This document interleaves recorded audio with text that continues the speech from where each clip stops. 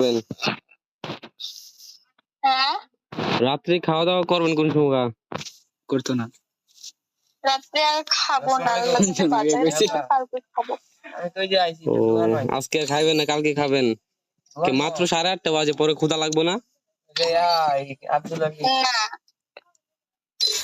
ও খালি পেট নিয়ে ঘুমাইতে পারবেন? সিরিয়াস না বিয়ে করে? আপনি তো বলছিলেন আপনার বাসা জানি দামরাই বলছিলেন না? ও মানে দেশের বাড়ি কোন জায়গায় আপনার?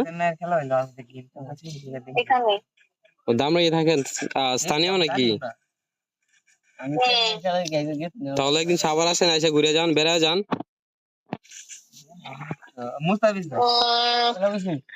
এখন আর যাবো না, যদি শপিং নিয়ে যায় মানে ঈদ সামনে আসতেছে তখন আর যাবো।